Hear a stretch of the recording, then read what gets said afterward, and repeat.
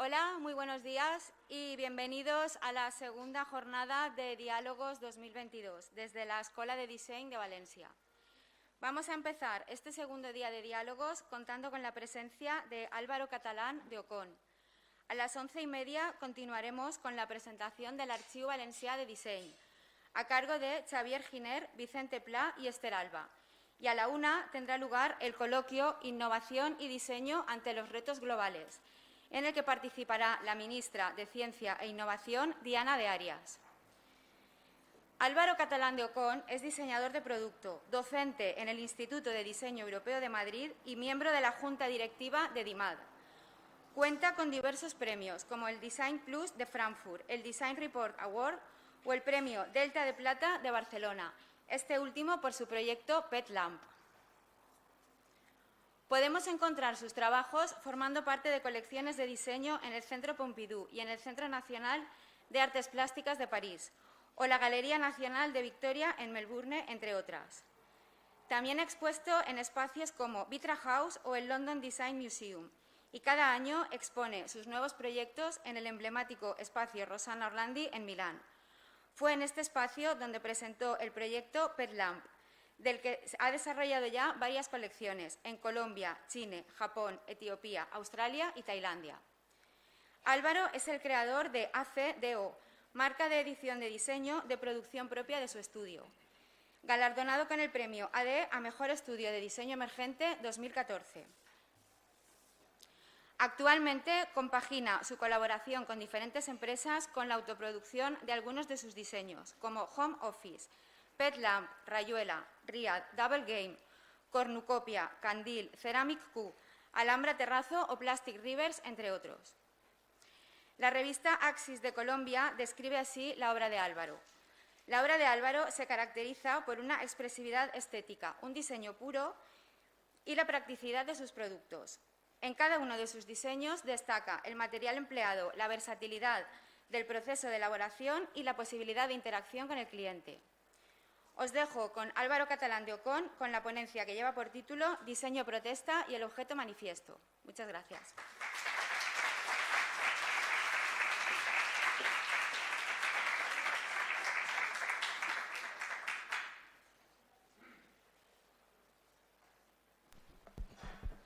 Bueno, ¿qué tal? Soy Álvaro Catalán de Ocón, como muy bien me has presentado. Gracias por invitarme, por estar aquí, por compartir mis proyectos con vosotros. Y quería presentar dos proyectos, uno que llevamos desarrollando desde hace ya casi 10 años, PetLamp, y el último que presentamos este año, que es Plastic Rivers, ¿no? Están los dos muy vinculados, pero desde dos puntos de vista muy diferentes. Entonces, quería tratar también el tema que da título a la ponencia, ¿no? El diseño protesta y el objeto manifiesto, ¿no? Un poco una forma de llevar nuestra profesión hacia tratar temas contemporáneos, temas que nos preocupan como sociedad y poder llevarlo a nuestro trabajo para, además de ofrecer un objeto, comunicar una historia indeterminada, ¿no? Dentro de nuestra profesión creo que no es fácil, ¿no?, lograr este storytelling. Nosotros no jugamos con la palabra como, no sé, un escritor, un cantante. Entonces es algo que se está desarrollando, yo creo, en estos momentos y que creo que es interesante poder compartirlo y poder ahondar en ello, ¿no? Yo soy, bueno, tengo el estudio Álvaro Catalán de Ocón, por un lado, y luego la autoproductora del estudio, que es ACDO. ¿Vale? ACDO corresponde a autoproducción, comercialización de objetos SL, ¿no? Entonces tiene esa doble lectura y desde ahí desarrollamos nuestros propios productos y a la vez ofrecemos nuestro trabajo a empresas como, por ejemplo, Gandía Blasco, ¿no?, este año. PetLamp es un proyecto que llevamos desarrollando desde el 2012 y se basa en 4 puntos fuertes, ¿no?, que es la esencia del proyecto está en un brief con un tema en torno a la ecología, tratado desde la perspectiva y la metodología del diseño, haciendo uso de trabajos artesanales y con un fin social, ¿no? Todo eso sumado, pues llegamos al proyecto PetLamp, que se basa en la contradicción que existe entre la botella de plástico PET, ¿no?, de donde viene su nombre, como un objeto que cubre un uso de unos minutos y, sin embargo, está hecho de un material que dura siglos, ¿no? La idea es poder romper este ciclo natural que se da en Colombia, en un país tropical, que es de donde viene el proyecto, en el que la botella cumple su función, se tira a un basurero, a la naturaleza, y la lluvia arrastra esa basura hacia los ríos que luego acaban en el océano, ¿no? Entonces, la idea era romper este ciclo a través de una técnica artesanal local. La botella de plástico es un objeto industrial, quizá el más industrial que existe, y podíamos encontrar en cada uno de los países, o en particular en Colombia, una técnica de cestería local con la que poder intervenir ese objeto, ¿no? Queríamos trabajar con la artesanía y no con la industria, ¿vale?, porque era algo que era fuerte en ese país, en ese lugar en el que estábamos trabajando, y poder combinar esa realidad tan industrial con una realidad tan ancestral, ¿no? Entonces, partíamos de la botella, una botella de plástico que podíamos no reciclar, sino reutilizar, darle una segunda función, una segunda vida, ¿vale?, inspirado en este objeto que es un removedor de té japonés. Es una pieza de bambú, una única pieza de bambú y un único material. Entonces, nosotros podemos encontrar una similitud entre lo que es una botella de plástico y una pieza de bambú, donde por un lado está la parte de sujeción, un nudo, ¿no?, que se repite en la botella. Yo creo que aquí tenemos este nudo aquí y este nudo aquí. Una parte de sujeción en la parte superior, ¿no?, y luego una parte que se puede intervenir. Entonces, si nosotros cortamos la botella en tiras y lo abrimos con un tejido, podemos cambiarle la forma y la función al objeto, ¿no? Entonces, lo que estamos aquí haciendo es, en realidad, un telar circular, basarnos en lo que es la técnica de la cestería en torno al telar circular para hacer sombreros, por ejemplo, y poder, sobre esa urdimbre, ¿vale?, poder tejer, ¿no?, tejer una trama, que la trama es lo que le da personalidad al tejido. Tenemos, por un lado, la botella de plástico. La botella de plástico tiene un código escrito en ella, ¿vale?, y ese código, si somos capaces de descifrarlo, nos puede dar muchísima información, ¿no? Por ejemplo, en qué país se ha producido esa botella, de qué líquido se ha rellenado, en qué fecha, qué empresa lo ha hecho, ¿no? Y entonces nos da muchísima información respecto a esa primera fase, ese primer momento del objeto. Y luego esta otra parte, ¿vale?, que es la que añade el artesano, tiene otros códigos de lectura también, ¿no? Ahí, por ejemplo, tenemos dibujada una araña, ¿vale?, una araña en la iconografía precolombina, Eperarasia apidara en particular, tejido con una fibra que viene de una palmera que se llama palma de tetera, y en este caso sin teñir, ¿no? En otros casos es en color y viene de pigmentos naturales o artificiales, dependiendo del artesano que lo haya trabajado. En este caso, bueno, ahora veremos después, ¿no? En este caso hemos trabajado con artesanos en Bogotá que eran desplazados por la guerrilla, ¿no? Ellos originariamente vienen del Cauca y ahí venían a la ciudad, una ciudad de 10 millones de personas, en la que nosotros podíamos, podíamos trabajar con ellos sobre lo que de verdad podían aportar en la ciudad, ¿no?, que es en torno a su cultura, su tradición. El tejido para ellos es una forma de reunirse socialmente. Entonces venían de una cultura completamente diferente y gracias a este trabajo pues podían seguir, podíamos valorar, digamos, nosotros como diseñadores y como partícipes de la ciudad, ¿no? Podíamos compartir con ellos, ¿no?, esa riqueza que traían. Es un proyecto global, nace desde la globalización, ¿vale? En el 2012 pues estaba un poco en su punto más alto y fuimos capaces pues de desarrollar el proyecto desde Madrid, un estudio muy pequeño. En realidad empezábamos siendo 3, luego 5, ahora somos 12. Y desde Madrid pudimos desarrollar un primer proyecto en Colombia, con Eperaras, Apidaras y Guambianos. Luego fuimos a Chile, a Chimbarongo, De Chimarongo estuvimos en Etiopía, de Etiopía volvimos a Chile a trabajar con mapuches, de ahí fuimos a Tailandia, Japón, Australia y el último Ghana, ¿no?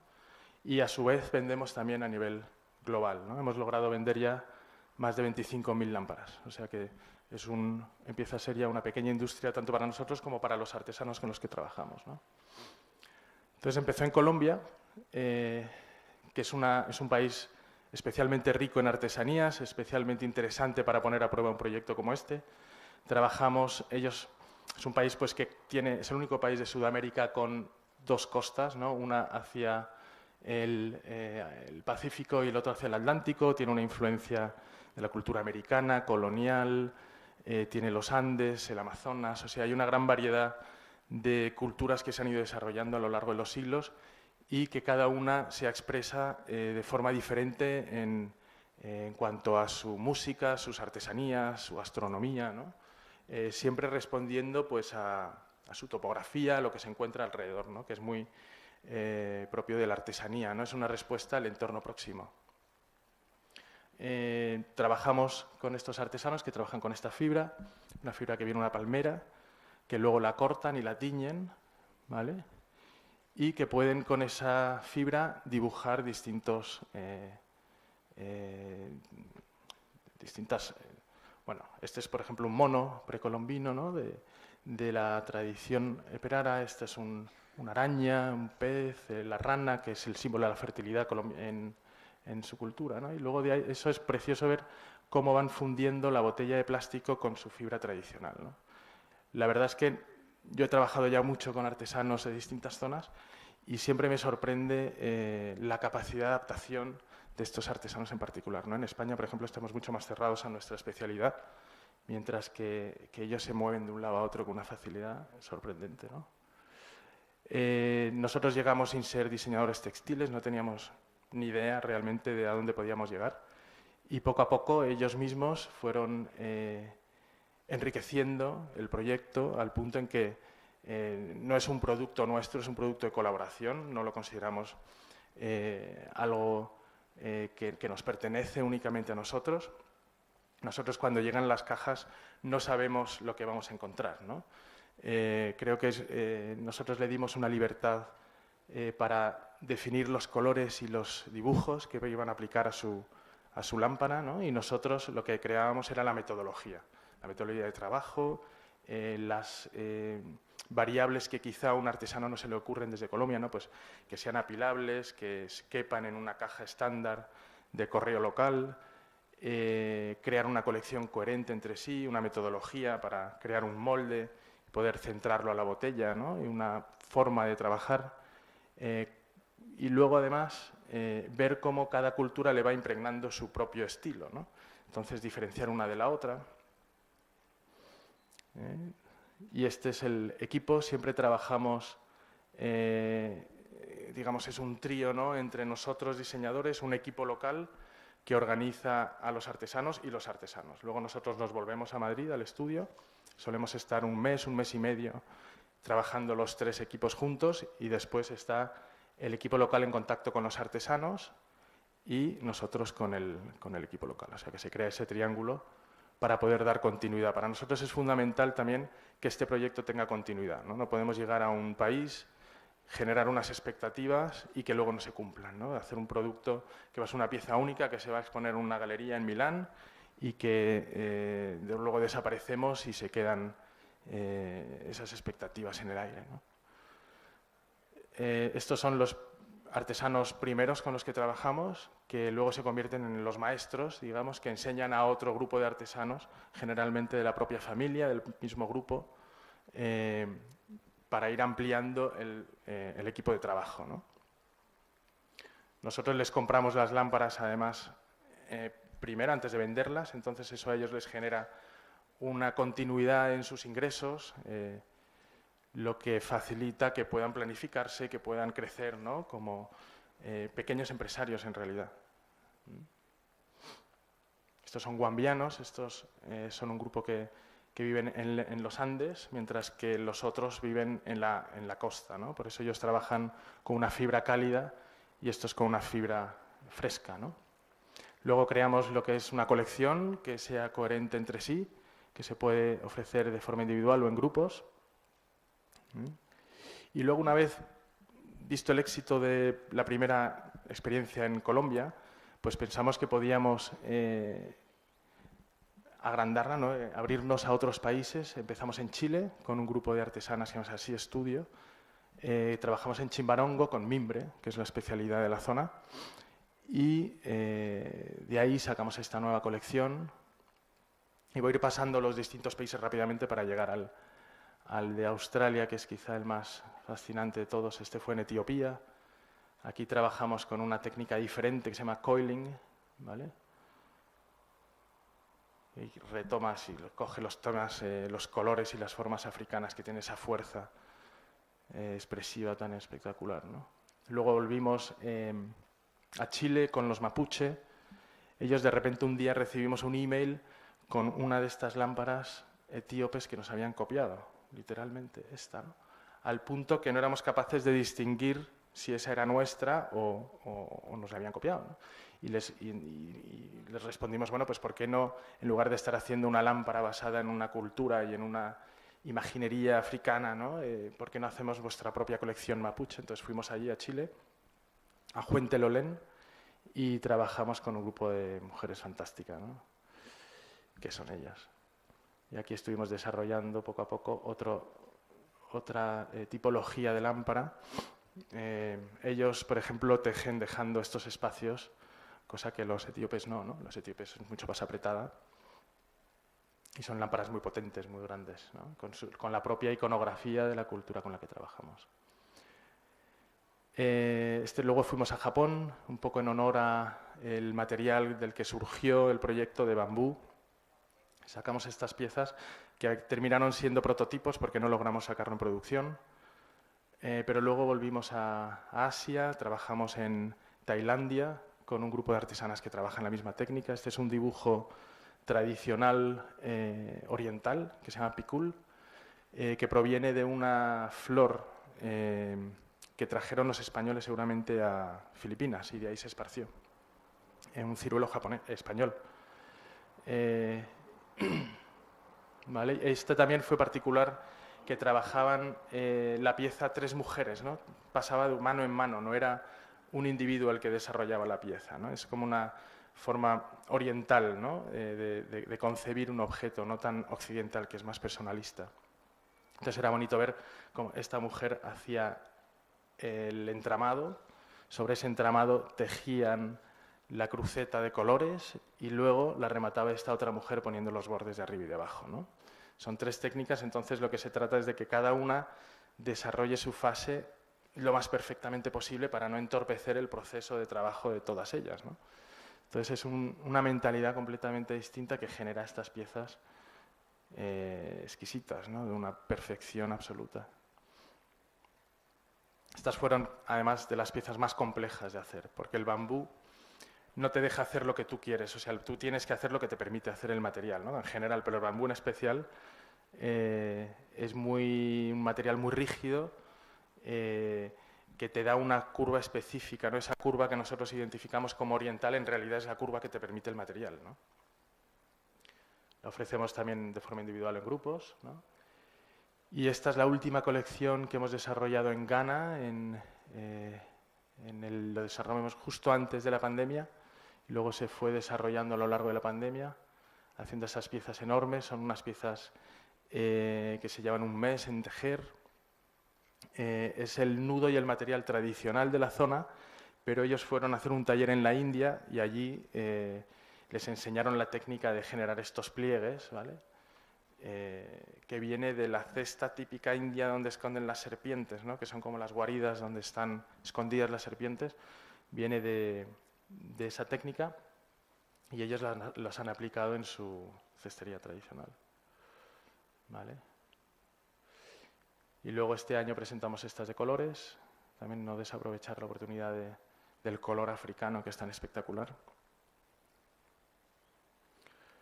Y Australia, esta fue la aventura más radical en realidad del proyecto. Aquí nos invitó un museo para presentar una pieza específica para ellos, una pieza única de colección, digamos. El museo está en Melbourne, aquí al sur, y lo desarrollamos en Ramingining, al norte. ¿Vale? Bueno, esta es la galería en la que nos hizo el encargo y donde está expuesta la pieza. Y llegamos a Darwin en avión y de ahí cogimos un coche durante 3 días cargados de comida para aguantar un mes y poder trabajar con estas artesanas fantásticas, aborígenes, que tienen esta técnica de tejido en el que dejan estas fibras al final del tejido, ¿no? El sobrante del urdimbre, en realidad, que nos interesaba mucho para poder combinar distintas piezas, ¿no? Y hacer una pieza más grande, más expositiva. Esta pieza tradicional de ellos es una alfombra, ¿no? Con esos hilos, para lo que serviera para tener el bebé cubierto, ¿no? Con este tejido que luego rodeaban con arena para que no se entrasen las serpientes, ¿no? O sea que es un uso muy específico, ¿no? de esa pieza. Estuvimos luego allí viendo lo que es todo el arte aborigen, la pintura. La cultura aborigen es la más antigua del mundo, tiene cerca de 60.000 años de cultura lineal, es decir, que llevan viviendo del mismo modo desde hace 60.000 años, hasta que llegaron los europeos, hace 200, y ahí ya se rompió el equilibrio. Allí la vida se ha desarrollado en paralela al resto del mundo, ¿no? Al punto de que hay un animal como el ornitorrinco que tiene piel, que es mamífero, pero que tiene pico de pato, que pone huevos, que las crías se amamantan, ¿no? O sea que ahí la vida se ha desarrollado de otra manera. 60.000 años, o sea, la edad de piedra es hace 15.000, ¿no? Si ahí lo podemos poner en perspectiva. Y ellos han ido transmitiendo su cultura a base de cuentos, ¿no? de canciones que llaman ellos, y de pinturas, pero pinturas en sus cuerpos, que se pintaban los cuerpos y pintaban en el suelo, y luego bailaban sobre esas pinturas para borrar el rastro, ¿no? Ellos no creen en la permanencia, sino al revés, ¿no? En el pasar sin dejar huella. Y entonces, en los años 70 les entregaron óleos y lienzos y acrílicos, empezaron a hacer estas pinturas maravillosas, que son como de la pintura abstracta americana, ¿no? Y en cierto modo, pues el mostrar estas obras empezaron a darse cuenta de que había un valor detrás de esa cultura, ¿no? Ha sido una cultura totalmente dañada, golpeada, ¿no? Y ya ahora es cuando empieza a darse cuenta el hombre blanco de la importancia y del valor que tiene, tanto que casi que les tratan como una pieza de museo, ¿no? O sea que todavía también ahí hay un choque entre culturas y no se sabe cómo dar lugar a esta cultura tan rica y tan especial y única que es capaz de hacer estas maravillas, ¿no? Nosotros empezamos a pensar en cómo aplicar esa técnica, cómo crear, ¿no? una pieza, ¿no? coherente dentro de la cultura aborigen y el proyecto nuestro. Empezamos a tantear el terreno, el territorio, una pieza que hablase de dónde la hemos hecho y con quién lo hemos hecho, ¿no? Entonces estos son mapas satelitales donde se ve la vida aparente, ¿no? en las ciudades, en la costa, ¿no? Esas son las ciudades europeístas que han apuntado por la costa, pero viendo otros mapas tenemos esas otras luces en el centro, ¿no? Esos son los fuegos que hacen los aborígenes para mantener el bush bajo control, ¿no? el bosque. Y que luego no ocurra lo que viene ocurriendo, ¿no? Que de repente hay una tormenta, salta un rayo y hay un fuego fuera de control, ¿no? Entonces empezamos a pensar en crear vínculos entre estos puntos, ¿no? Donde se ve que hay vida pero que no se encuentra del todo, y fuimos directamente a Ramingining con una idea muy abstracta de lo que queríamos hacer. Y llegamos al centro de arte que es el lugar donde se reúnen los trabajos de los aborígenes de la zona, que se llega solamente en coche en el periodo seco, ¿no? Y en invierno, cuando llueve, hay que volar, ¿no? Este es el aeropuerto, o sea que es una microescala, ¿no? de poblado. En realidad es un poblado artificial, además, porque los aborígenes son nómadas, ¿no? Y la ley australiana les ha obligado a ser sedentarios. para poder ofrecerles los derechos de los australianos, como por ejemplo la educación, la electricidad, la vivienda, ¿no? Cuando son cosas que ellos en realidad no necesitan o que llevan viviendo muchísimo tiempo sin necesitarlo. Entonces, una primera fase pues, siempre de integración a la cultura. Estuvimos 1 mes y medio, estuve con mi hija en una de las segundas fases del proyecto, comiéndonos una serpiente, o sea, fue como muy radical, ¿no? El nivel de integración con la cultura local. Aquí estábamos saliendo a pescar y a cazar a los manglares, ¿no? Ahí hay unos cocodrilos de 10 metros que se meten tanto en el mar como en el río, ¿no? O sea, es un entorno que si no estás con un aborigen no puedes entrar, ¿no? Aquí de repente salen con un pez así y te lo sirven en un plato de hojas en la playa, ¿no? Y en un fuego abierto así sobre la arena. Es una gente con una vitalidad y una alegría excepcional. Y ahí poco a poco empezamos a conocer su técnica en torno a la cestería, acudiendo a recoger las fibras de esta palmera que se llama pandana, cómo se prepara la fibra, se quitan los extremos que tienen pinchos, ¿no? Y cómo luego se separa en 2 y de cada hoja sacamos 2 fibras. De aquí sale el morado, de aquí sale el amarillo de la piel de esta raíz, el rojo de este bulbo, ¿no? Y como poco a poco vamos sacando los pigmentos, se hierven junto con la fibra y se secan al sol, ¿no? Y aquí tenemos la paleta de colores con las que trabajar. Y esto es algo que se hace en una mañana, o sea, es increíble, ¿no? Vas, coges las hojas, las hierves, las tintas, las secas y ya empiezas con tu alfombra, ¿no? Esa inmediatez. Y a la vez que esos materiales encontramos también botellas, ¿no? Es una realidad que se da en cualquier parte del mundo, increíblemente, ¿no? Esas botellas además vuelan a la comunidad pero no salen, entonces se van tirando. En estas comunidades indígenas generalmente la palabra basura ni siquiera existe, es algo que ellos no conciben, ¿no? Para ellos es algo que está fuera de lugar, ¿no? Entonces tú puedes comer una fruta y la piel la tiras dentro de la casa y eso no es basura, sino que está fuera del lugar. Lo que encuentra es un lugar fuera de la casa que luego encuentra otro lugar que se la come un animal, que vuelve a la tierra, ¿no?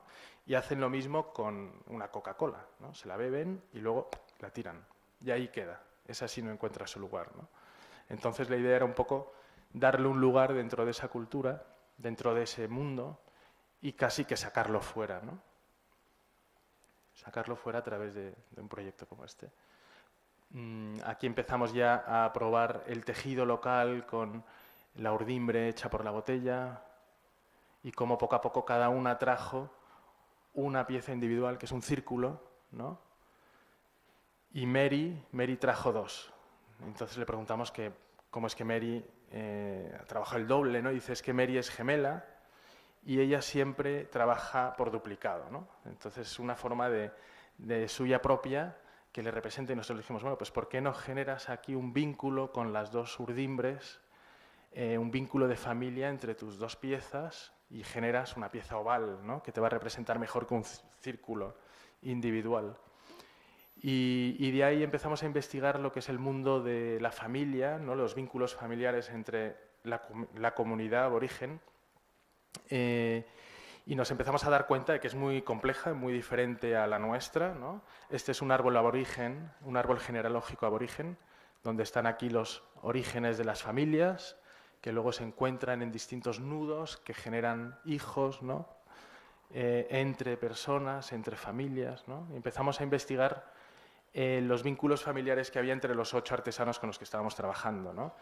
Y no solamente tienen vínculos de sangre, como entendemos nosotros, de abuelo, padre, hijo, ¿no? También los tienen de piel, que está vinculado a la tierra, al territorio. También lo tienen de lengua, hay 160 y tantas lenguas en el mundo aborigen, y las lenguas permiten viajar en el territorio, atravesar fronteras, ¿no? Y en el momento en que tú ya no llegas a entender al otro es que has llegado demasiado lejos, ¿no? Es el momento en el que te tienes que retirar. Y tener un pasaporte significa tener muchas lenguas, ¿no? Y luego también tienen un tótem, que es un animal que se asignan distintas personas con el mismo tótem no se pueden casar, no pueden tener hijos entre ellos, ¿vale? O sea que es un vínculo muy fuerte, ¿no? Entonces empezamos a colocar cada una de esas lámparas en lugares estratégicos en función a esos vínculos familiares y hacer una especie como de árbol genealógico topográfico, ¿no? Del momento y el lugar en el que trabajamos.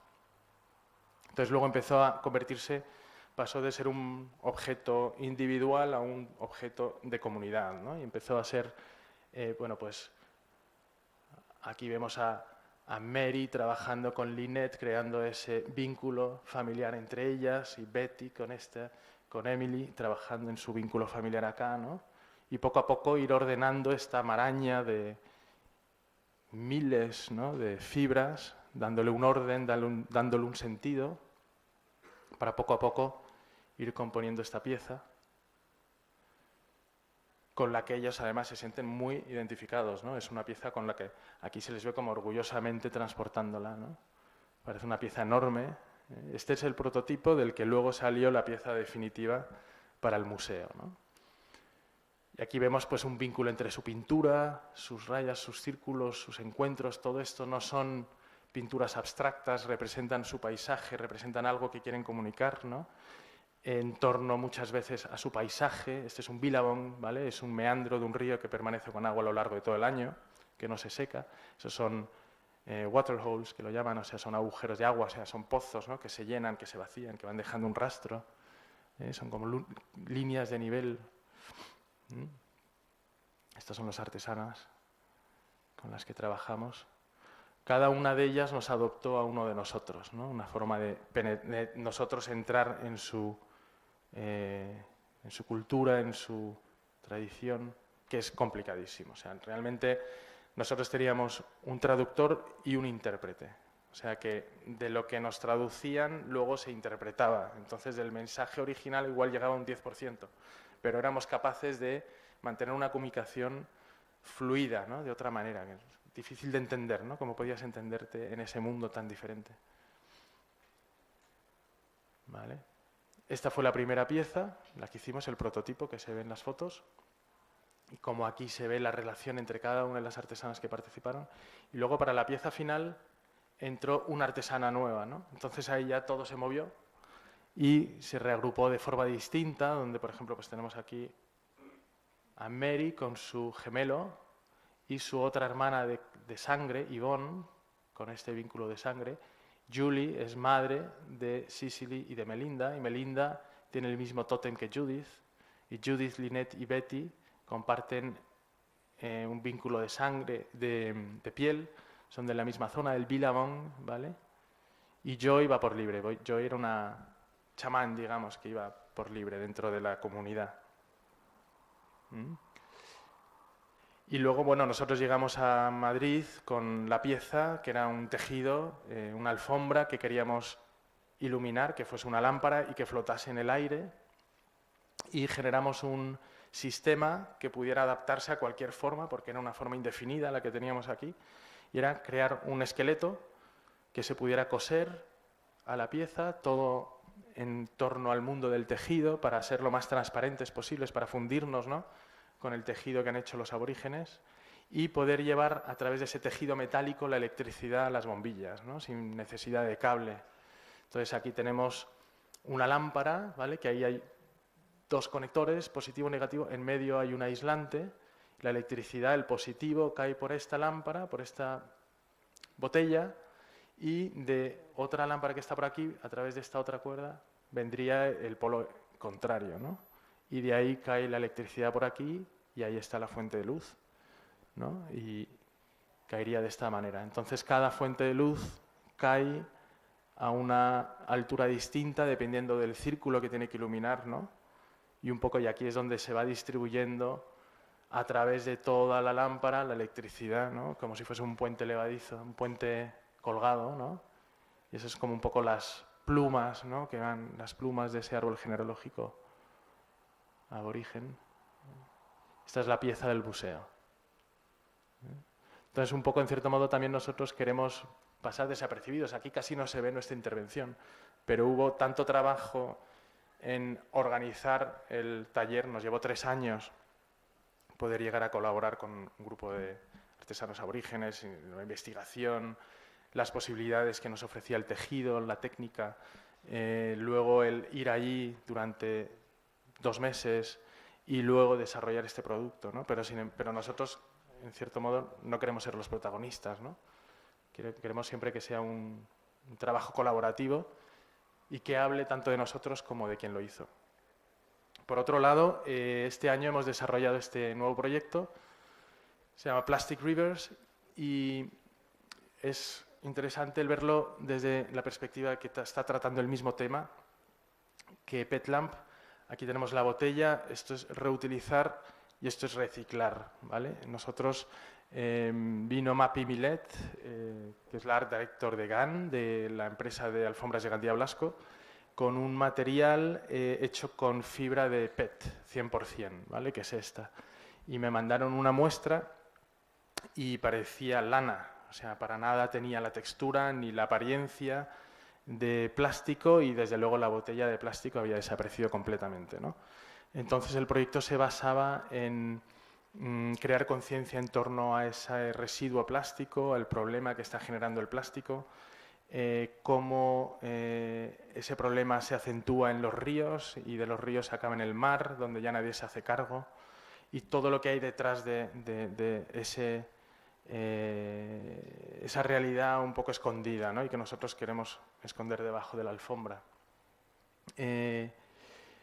Entonces, entras en el mundo del problema del plástico, no son biodegradables, se acumulan, no se descomponen, tan solo se hace desde los años 50, se ha convertido en el principal material del siglo XX, como material es una obra maestra, excepto que no hemos encontrado la forma de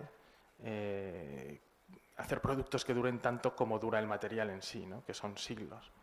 Creo que el problema del plástico viene dado también a que como mejor se expresa el material es fabricándolo en millones de unidades, lo que hace que su precio baje radicalmente, mientras que su valor es altísimo, ¿no? No concuerda el precio con el valor que tiene ese material.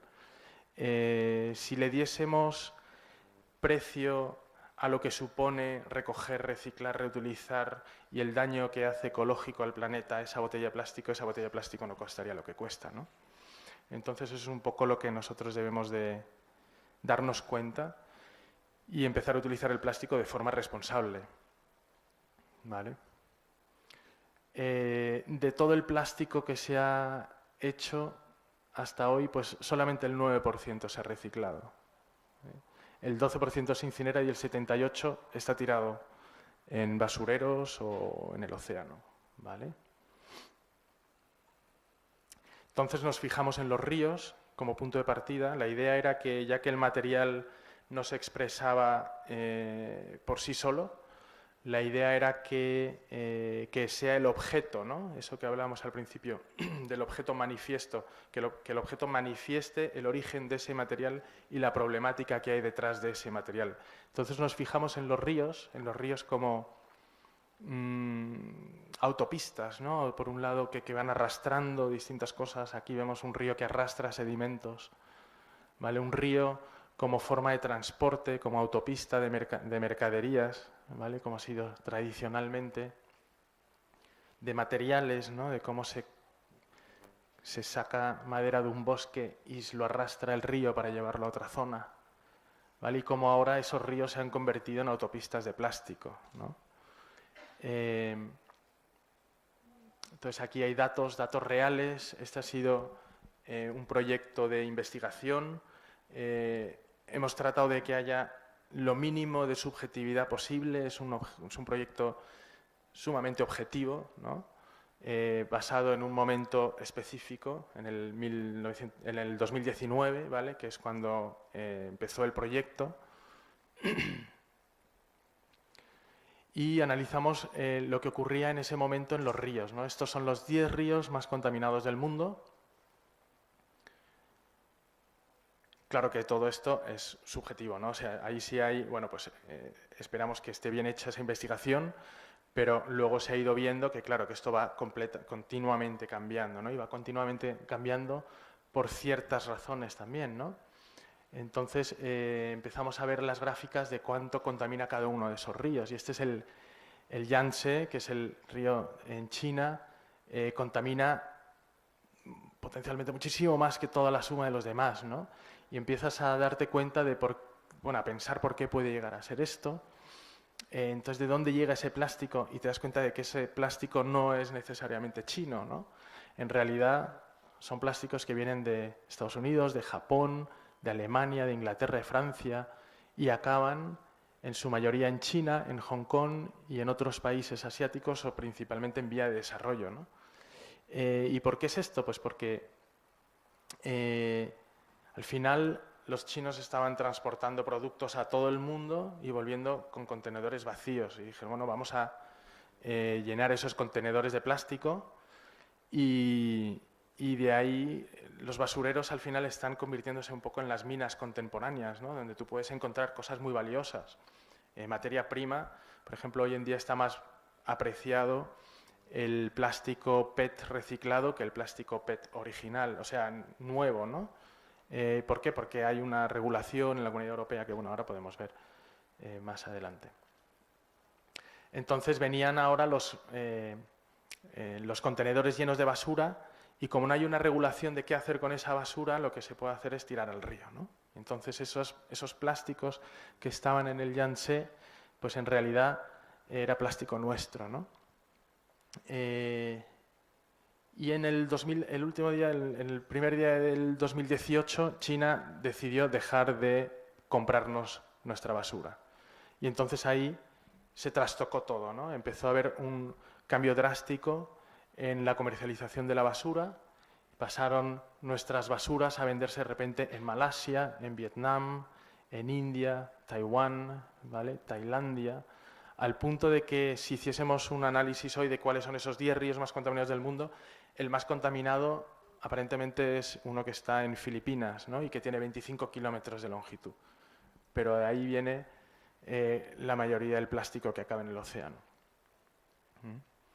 Entonces, a raíz de ese cambio, de esa decisión de China de dejar de comprar nuestro plástico, Europa empieza a regular, ¿vale? ¿Qué hacer con el plástico de un único uso? Lo que hablábamos de la obligación de usar un 30% de plástico reciclado en nuestros productos de plástico, lo que hace que el plástico reciclado sea más caro que el plástico nuevo. Estados Unidos empieza a hacer empresas de reciclaje y de separación de basuras, ¿no? Y realmente, pues a raíz de una decisión económica, pues empieza a regularse políticamente, ¿no?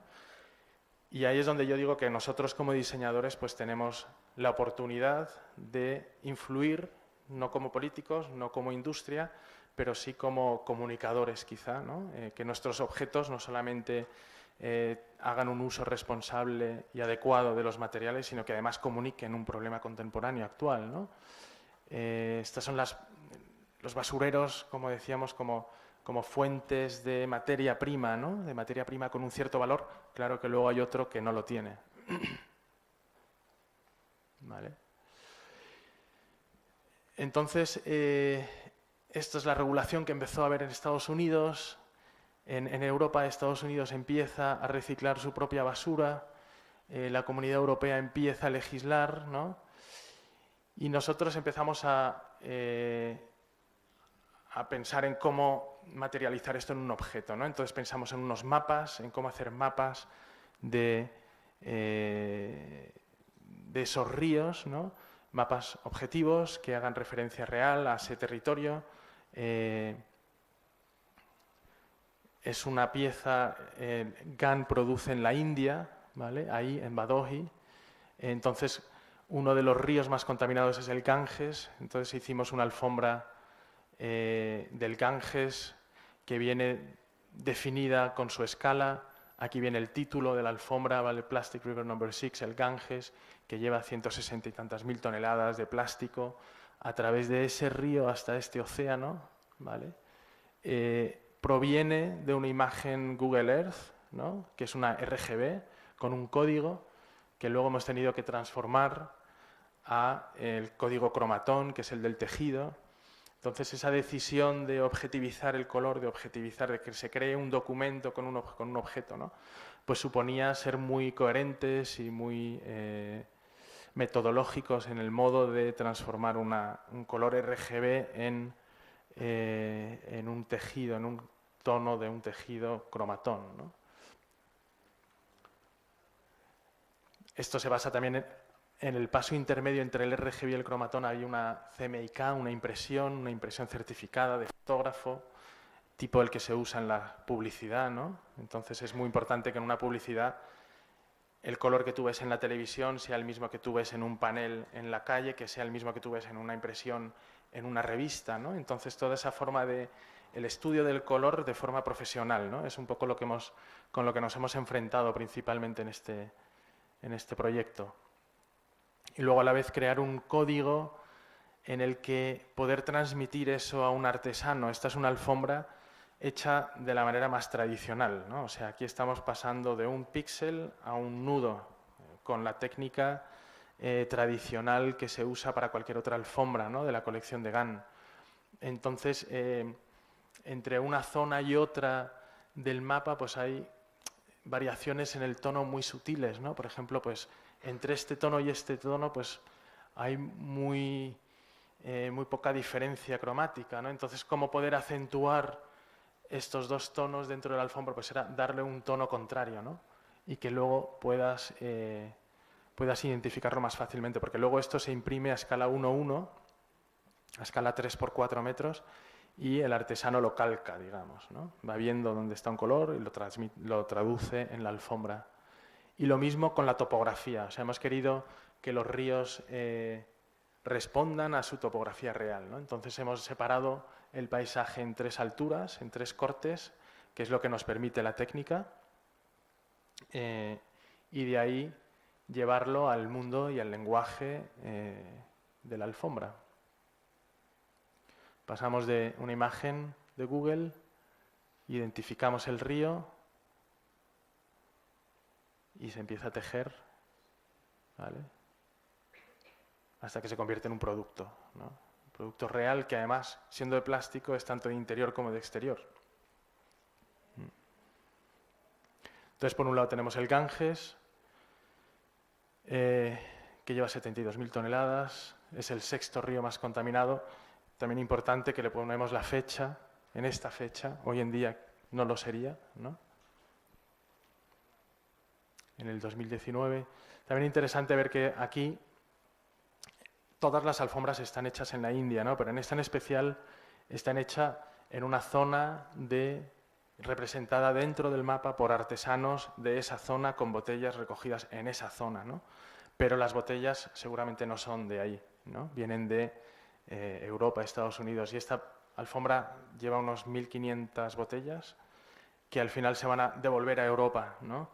En cierto modo, y todo esto viene impreso, ¿no? en una tela que imprimimos detrás de la alfombra. Como todas las alfombras, siempre vienen firmadas y selladas, ¿no?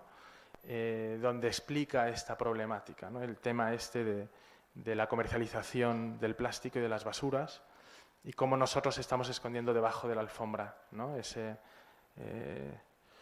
realidad, ¿no? Nosotros nuestros ríos los tenemos limpios a costa de ensuciar la de los demás. Hemos querido utilizar siempre también todas las formas de representación, ¿no? que están entre el mapa y la alfombra, ¿no?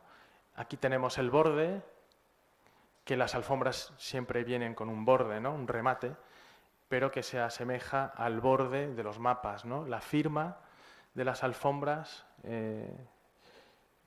en la tradición española, por ejemplo, de la Real Fábrica Española, se firman sobre la propia alfombra con el mismo nudo, ¿no? Pues eso lo hemos querido hacer también, firmar la alfombra pero que transmite un mensaje, ¿no?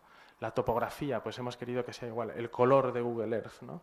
Ha sido siempre jugar con metáforas, ¿no? Metáforas entre el material, el mundo del mapa y el mundo de las alfombras. Este es el Indus, que es el 2.º río más contaminado. y el Níger, ¿no? Entonces, cada alfombra, además, viene definida su tamaño y su forma respecto a la forma que tiene el río, ¿no?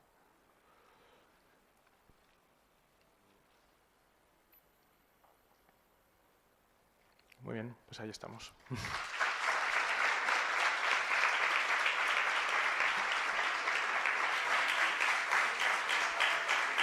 Muchísimas gracias, Álvaro.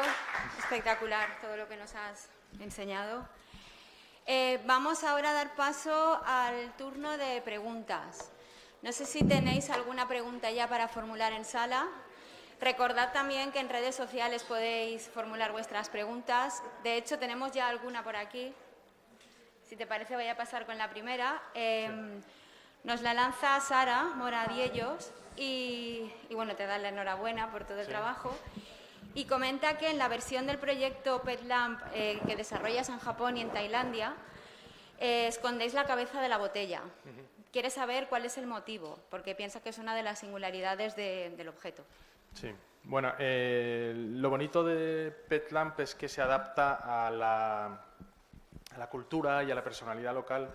Y una cosa que ocurría en Japón es que no querían ensuciar su técnica tradicionalísima y riquísima del bambú con una botella, con un desecho. Es que ni siquiera querían cortar la botella, no tocarla, no querían recogerla. Entonces, creímos que era interesante esconderla, ponerla hacia adentro. Y también fue una cuestión muy desde el principio, ¿no? Si mostrar claramente la botella o esconderla. Yo creo que al principio quisimos mostrarla claramente, que se convirtiese en ese objeto manifiesto, ¿no? Que manifieste lo que es, de dónde viene. Y bueno, Japón fue la cuarta experiencia y era una forma también de jugar con ese cambio, ¿no? Como igual que en Etiopía la técnica ya no era del trenzado tradicional, sino que era coiling, era otra técnica distinta, pues era bonito también testear qué pasaba si la botella ya no estaba tan presente. Y luego es muy bonito porque siendo botellas transparentes parece que el tejido flota en el aire, ¿no? Cuando la botella no es casual, o sea, no está por darle un sentido ecológico al objeto, la botella resuelve mucho el problema de sujeción entre la pantalla y los elementos, los componentes eléctricos de la lámpara, ¿no? Generalmente se hace con unas tiras de metal que generan sombras en el techo, en el suelo, ¿no? Y aquí, en este caso, tenemos un material muy resistente, transparente, que no crea sombras, que es flexible, ¿no? Y aquí, en el caso de Japón y Tailandia, queda la lámpara como flotando en el aire, que es muy bonito, ¿no? Crea una cosa muy mágica. Gracias. Tenemos también otra pregunta de Alejandro Salazar, que es alumno del máster de diseño de producto. Nos dice que tu proyecto es brutal, que le encanta. Y la duda que plantea es, ¿cómo reconcilias el hecho que los locales de culturas sudamericanas, por poner un ejemplo, tengan que adaptarse a maneras de diseño para crear productos con una necesidad muy europea? Comenta que le surge la duda porque en el máster tuvo el proyecto como referencia, porque tenía un proyecto que era desarrollar un diseño para que la comunidad de Kenia lo produjera y se vendiera. Y eso es la... Bueno, yo creo que parte de lo que nosotros podíamos aportar al proyecto era esa mezcla entre artesanía y diseño. Nosotros nos negamos a ir con un render y pedirle al artesano que haga lo que nosotros creemos que tiene que ser ese objeto, sino que llegamos con una idea bastante abstracta y entre todo el equipo va dándole forma, ¿no? Le vamos dando forma y lo vamos materializando.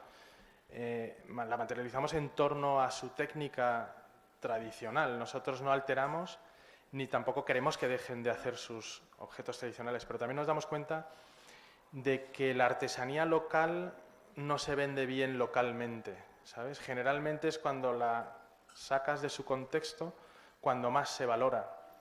Y yo creo que también era interesante no solo deslocalizarla en cuanto a su país, sino también en cuanto a su mercado, ¿no? Y nosotros lo pudimos acercar al mercado del diseño. Siempre consideramos que era muy importante que PetLamp no fuese un producto, no sea un objeto, sino que es un proyecto, ¿no? Creo que eso viene mucho de la cultura del proyecto italiano, ¿vale? Que yo creo que es muy interesante diferenciar eso, ¿no? Entonces, parte del proyecto era toda esa mezcla, ¿no? De no solamente es el objeto, sino también es el mercado, también es la logística, también es generar una canal de venta, de comunicación. Le dimos mucha importancia a que por primera vez se publicase en la revista Domus en Italia, que para nosotros es la referencia de la revista de diseño que valora y trabaja sobre el proyecto y no sobre el producto. Entonces, todos estos elementos al final es lo que nosotros como diseñadores podemos aportar al proyecto, ¿vale? Y el artesano nos aportó su parte, ¿no? De esa riqueza visual, esa calidad extrema. Ellos no son necesariamente profesionales, ¿no? Es todavía más, ¿no? Es como la abuela que hace el encaje de bolillos para cuando se casa su nieta, ¿no? Es que ese tejido no tiene valor, no tiene precio, al revés, ¿no? Tiene un valor inmenso, pero no tiene precio, no lo encuentras en el mercado, ¿no? Y es un poco lo mismo que ellos hacen, tienen una riqueza que va más allá del mercado, ¿no? Y bueno, para ellos, desde luego, esto se ha convertido en una forma de vida. Su destino en la ciudad era vender encendedores en el semáforo, ¿sabes? Entonces era una forma de enriquecer la ciudad con lo que el emigrante, el que viene de fuera, es capaz de aportar, que viene con muchísima cultura, con muchísima riqueza, ¿no? Y este proyecto pues, les permite no solamente expresarlo, sino también reunirse como una sociedad dentro de la sociedad de lo que es Bogotá. Son 10 millones de habitantes y ellos vienen de un poblado a lo mejor de 50, ¿no? O 100 personas. En el caso de Colombia. Gracias. ¿Queréis comentar alguna cosa?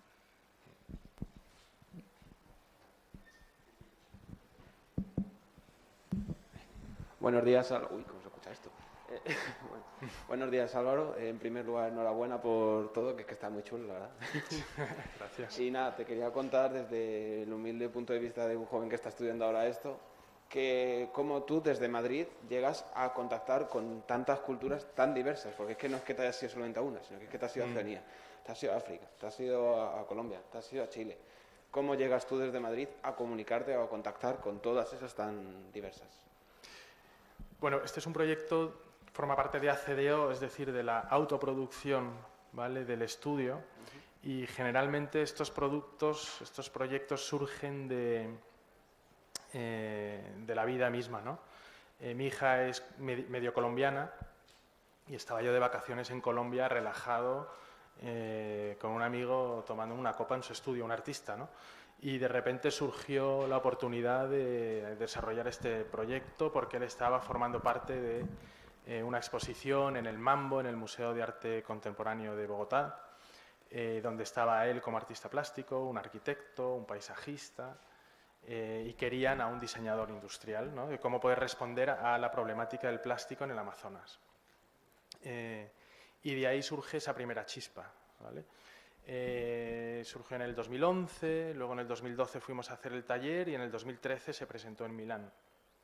Viendo el éxito que fue en Milán, la repercusión que tuvo, entonces empezamos a ver la oportunidad de llevarlo a otros países. De ahí fue a Chile, porque uno de mis socios es chileno, entonces conocía a un estudio chileno y de ahí fuimos a Chile. Y luego Etiopía nos llamó la mujer de un diplomático americano en Etiopía, que nos había visto publicados. Entonces luego dijimos, bueno, pues cogemos el avión y nos vamos a Etiopía. Y después nos escribieron un mail de una comunidad mapuche en Chile que nos habían copiado una lámpara etíope, pues nos vamos a Chile con los mapuches a hacerlo allá, ¿no? Luego nos escribió una periodista japonesa que quería desarrollarla en bambú, pues venga, pues nos vamos a Kioto a trabajar con maestros. Luego nos llamó NGV de Melbourne para desarrollar, y ha ido así. Entonces yo creo que la magia que tiene Petlamp, que es un proyecto muy particular, o sea, dentro de nuestro estudio está cogiendo un camino paralelo al resto, porque tiene su propia vida y va suelto. Nosotros lo que hacemos es guiarlo, ¿sabes? Pero no lo orientamos, que yo creo que es la mejor manera también, ¿no? Subirte a la ola y surfearla. No puedes crear tu ola perfecta, ¿no? Más vale la ola, identificarla y subirte en ella y dejarte llevar. Y sí, además PetLamp nos ha servido, yo desde el principio lo he visto como un pretexto para viajar, conocer distintas culturas. El mundo de la artesanía es la mejor forma de entender un país, un entorno. Abarca tanto y de una forma tan rica que no es comparable con lo que es el turismo o el viaje, ¿no? Esto es mucho más profundo. Y desde luego ha sido un proyecto tanto de profesional como de vida, ¿no? Yo me llevo a mis hijas, ¿no? A mi hija. Me la he llevado a Australia a vivir con los aborígenes un mes, ¿no? Mano a mano, comiendo serpientes, imagínate.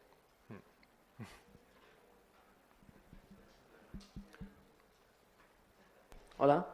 Álvaro, lo primero, una exposición magnífica, me gusta mucho. Un primer punto que quiero comentarte es que me parece genial que tratéis con aborígenes y gente autóctona, porque son gente que está en contacto con la naturaleza, vive con ella y tiene una cultura y unos conocimientos que a Occidente le vendrían bastante bien aprender. Luego también el tema de los plásticos, de cómo ensuciamos la casa de nuestro vecino. O sea, limpiamos la nuestra, pero se la tiramos a los de al lado. Entonces, quiero hacerte una pregunta.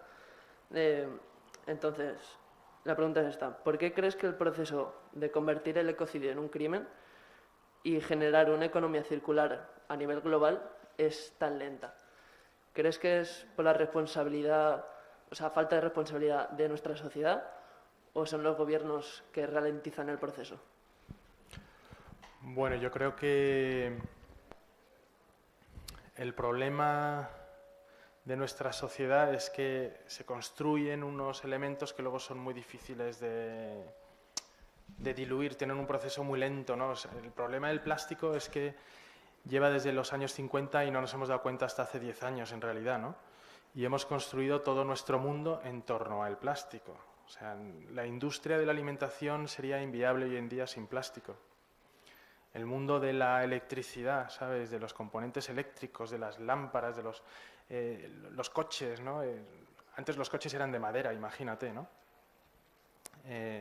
Entonces, o sea, estaban de metal, pero luego el interior era de madera. Lo que antes era plástico, lo que hoy es plástico, pues claro, sustituirlo es muy difícil, ¿no?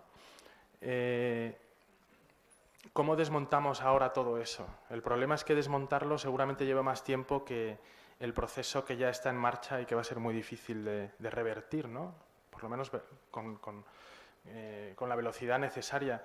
Y sobre todo, el problema es que quizá nosotros en Europa nos estemos dando cuenta, ¿no? Y quizá los que mayor conciencia tengamos, otros muchos no. Pero otros países que están en vías de desarrollo tampoco puedes exigirles, ¿no?, que frenen su desarrollo aplicando la normativa nuestra, bueno, que nosotros ya, pues lo que te digo, ¿no? Pues sí, estamos vendiendo nuestro plástico a otros países, ¿no? Entonces yo creo que esto tiene que ser una decisión conjunta global, y ahí es donde está el reto, y ahí es donde está la dificultad, ¿no? Esperemos que sean capaces de ponerse de acuerdo los políticos, que yo creo que la diferencia la van a hacer los políticos, los industriales, que encuentren nuevas opciones para el plástico, y los usuarios, que no consuman plástico alegremente sin darse cuenta de las consecuencias que tiene, ¿no? Que te contan 4 lonchas de jamón en una cajita de plástico, ¿no? Pues se ha vivido sin plástico, ¿no? También hasta ahora. Pero como el plástico, todo lo demás. O sea, me parece una barbaridad pretender vivir a 21 grados todos los días del año en el interior, ¿no? Pues hay que darse cuenta de que a lo mejor en verano vamos a pasar calor y en invierno frío, ¿no? No podemos, ese nivel de confort al que estamos acostumbrados, yo creo que es algo que tenemos que renunciar, ¿no? Y que además nos está alejando ese confort de vivir las cosas con una mayor intensidad, ¿no? Toca renuncia, hay que renunciar, ¿no? Todos, en nuestra pequeña medida.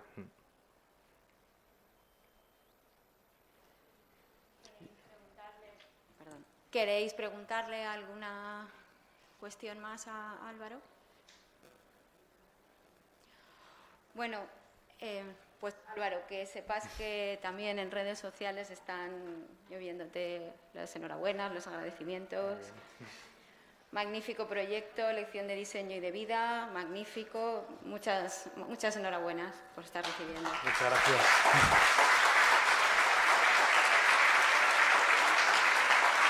Gracias.